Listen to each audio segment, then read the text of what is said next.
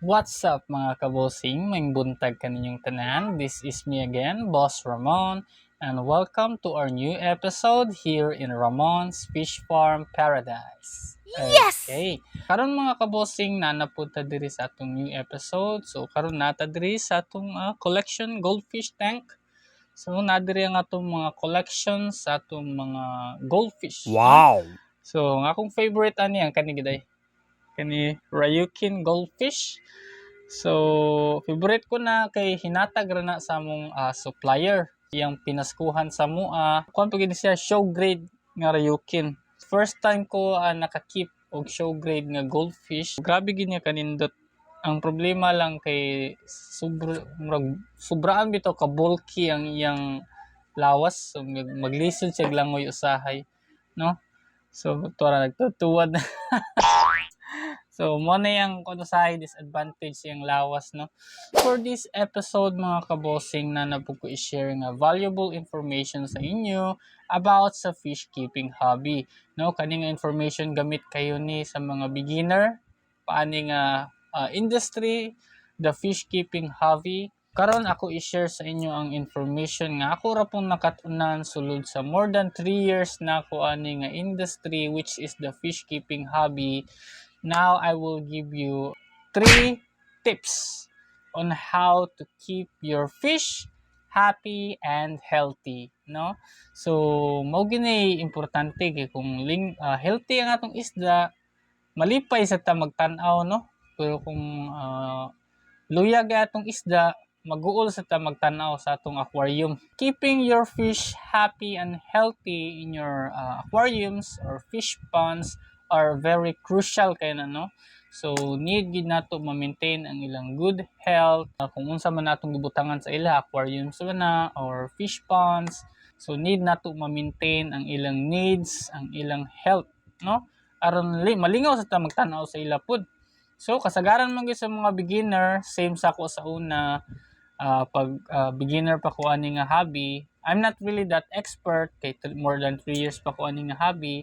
But sulod sa 3 years, daghan na gid kay kog nakatunan about aning fish keeping hobby. So before I was a beginner, so daghan po kay kong sipyat nga nagian aning hobby. So pila na tingay ka isda nga matay sa kuha kay tungod lagi kay ignorante pa kay ta, wa pa ta kay unsay angay buhaton, unsay mga maintenance kung mag-keep ta og ornamental fish, no? So kung beginner pa mo ani nga hobby, dapat makaibaw mo nga daghan gitag responsibilidad kung mosulod ta ani nga hobby kay daghan kay medyo di gid ingong daghan pero medyo mabisi po tagamay sa iyang maintenance, no? Basta mosulod ta aning fish keeping hobby. So karon sugod ta sa tip number 1. So tip number 1 is provide good filtration for your ornamental fish, no? Kung asa man nimo sila gibutang sa fish pond ba or sa aquarium, so dapat provide gyud ta og filtration system. Kay kanang filtration system mao na say remove sa mga harmful toxins nga naa sa inyong aquariums or fish ponds. Unya mao pud na siya mo provide og oxygen sa inyong mga isda, no? Ang filtration system pod mao pud na siya mo provide og beneficial bacteria sa inyong mga aquariums, no? Aron natural habitat kayo ang ilang paminaw basta nasa sa ilang butanganan or sa aquarium. Kung di man kita mag-provide og filtration system, sama ra na bitaw palitan kita tao nata sa kwarto, gibutang tag usa ka kwarto, unya kwarto nga walay CR. Oh no! So lisod kayo. Mao sa nang kahimtang nila kung di ta magbutang og filtration system, nahug na sila hugaw kayo, mahugaw gyud daghan kay toxins ang ilang butanganan or aquariums. basta dili ta mag-provide og filtration system. Pag-provide po og filtration system, medyo makagasto-gasto ta gamay, pero napoy mga cheap pud nga paagi. Pwede mo for a smaller tanks lang, especially sa mga beginner, magsugod mo ginta og mga small nga mga tank. So pwede ra ta mo gamit og mga sponge filters, biofilters, nana or hang-on filters. So pwede ra ka natong gamiton aron maka cheap ta gamay kay beginner pa tagod, need pa tag kapital para maka-set up ta og aquariums or fish ponds. Pero kung dinaghan na gyud ang inyong dakulek na gyud mo mga high quality nya dinagkuay na gyud nga mga fish tank ang inyong setup, so adto na mo gamit og mga sump filters, gamitan yung water pump, sump filters or canister filters. So mo na to sa mga expert na to gamay na setup, no? So mo to, pero kung ganahan mo bisag beginner pa mo, pero kung ganahan na gyud mo set up og mga dinagkuay nga set up, pwede na mo atong mga sump filters or canister filters. So, sa mga beginners diha, if you want to know how to make a filtration system or how to construct a filtration system, so natay another video sa mga previous natong episode. Ako ra ibutang ang link diri sa atong description. So check the link in the description below, how to create a filtration system and how to make your aquariums clear, no? Mao to nga mga video ako ra ibutang sa description below. Okay, so mao to ang tip number 1, provide good filtration system for your ornamental fish in your setups, no? So mao to tip number 1. So karon mao to move on ta sa tip number 2.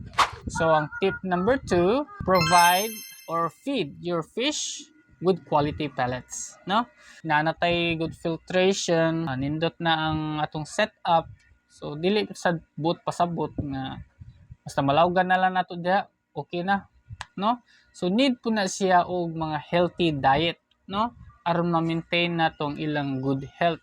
Kasagaran man po sa mga beginners, same sa ko sa una, ang primera po na ko ilaw katong mga baratuhon ra nga pellet, itong tag gis ang pack. So goods na to siya pang snack lang, pero kung ganahan kita pina long term good nga keeping sa tong mga ornamental fish, so need kita mo provide sa ila og mga quality pellets nga atong ilawog sa ila. So daghan magklase sa mga quality pellets, no? So na Quake King, Aquamaster, Hickory.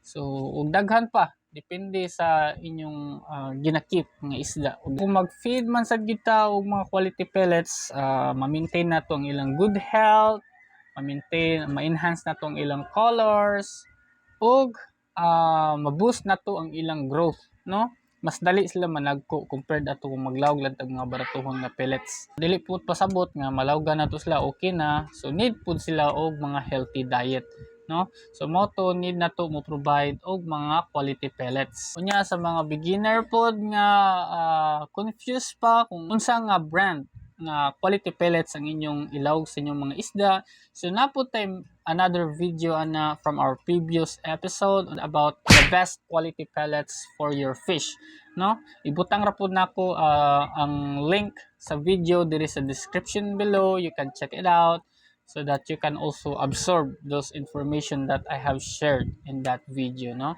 So mo to ang tip number 2, feed your fish with quality pellets, no? So need po ta mag-invest og mga quality pellets. Okay, so mao to ang tip number 2. So karon move on na po ta sa tip number 3. Tip number 3, maintain good water quality in your fish tank, no? So mao ni ang ikatulo na to nga angay i-provide sa atong mga isda. So maintenance sa tubig sa atong mga aquariums. Aron ma-maintain nato ang good quality nga water sa atong mga fish tank, so need ta mag-water change o 20 or 30% nga tubig diri sa atong fish tank every once or twice a week, It depends on the quantity of your fish nga gibutang ninyo sa inyong mga aquariums. Mga beginner, bear with me kay same ra pud ko ninyo sa una nga daghan po kay kog sipyat nga nagyan. So kasagaran sa mga beginner kay mag water change sila once a month. So dapat mag water change ta every once or twice a week. Kunya dapat 20 or 30% ra nga tubig ang atong paon sa atong aquariums. Dili na to pwede 100% kay resulta na ma-water shock ang inyong mga isda. Kunya mga matay unya. Mag water change pud ta dapat as much as possible dapat dili high o chlorine level ang tubig nga inyong gamiton, dili chlorinated nga tubig ang inyong gamiton sa inyong mga fish tank. Auto, so sa mga beginner, kung ganahan mo makat-on on how to water change your fish tank, so nakabuhat na ko nag video from our previous episode a long time ago. So ako ra pud ibutang diri sa description aron matan-aw pud ninyo, no, aron masilbi guide na lang pud ninyo. Just check the link in the description below, okay, for that specific video. So mo to mga kabossing, mo to ang 3 tips on how to keep your fish happy and healthy. So tip number 1, provide good filtration for your ornamental fish. And tip number 2, feed your fish with quality pellets. Tip number 3, maintain good water quality in your fish tank, no?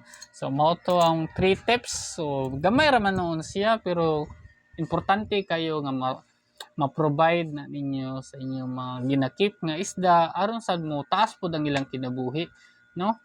Kay para sa ako sa una beginner pa ko, so pila jud ka isda murag ambot lang pila na ka isda nga matay sa kuha tungod sa pagka akong ignorante ani nga hobby. Mo to akong gi-share sa inyo kaning information aron di nato nyo maagian ang akong naagian sa una nga halos mahurot ang tanan akong isda tungod sa akong mga sipyat ani nga maintenance sa una. Santod karon sulo after more than 3 years sa akong pagpaninda og mga ornamental fish og sa pag-enjoy na ko ani nga hobby, so ubay-ubay na po kog nakatunan mo to. Ganahan na lang po ko nga i-share sa inyo labi na sa mga beginner ani nga fish keeping hobby, mag-guide ta mo kung unsay angay buhaton kung mosulod mo ani nga fish keeping hobby, no? Okay, so mao to mga kabossing, that's all for this episode. So I hope this information would really help you when you want to enter this fish keeping hobby, and I hope you enjoy this hobby also. Kung na mo nakasulod na mo ni nga hobby which is the fish keeping hobby, I hope nga ma-feel ninyo ang enjoyment ani nga hobby. Kay grabe gud ako grabe lingaw kay ko ani gud pagsulod na ko ani nga hobby. Wa ko mag-expect nga ingon ko kalingaw, ingon ka positive ang impact sa kuha aning fish keeping hobby, no? Mao to mga kabossing, for those viewers nga nakaabot ani nga part sa tong video, don't forget to like this video and subscribe to our YouTube channel. So mga viewers, kung napapod mo'y mga laing tips about sa pag-keep of ornamental fish, just comment down below and we will talk about it. Okay, no? So aron daghan po tag mga viewers nga makabasa dito, ma-share po ninyo ang inyong mga tips, no? Based from your experience. So mao lang sa itong mga kabossing. So daghang salamat sa itong mga viewers ug sa itong mga customers nga ni-avail ang gihapon sa itong mga ornamental fish o mga fish keeping essentials diri sa itong area. Daghang salamat. So mao to, God bless sa itong tanan ug happy fish keeping sa itong tanan. Alright.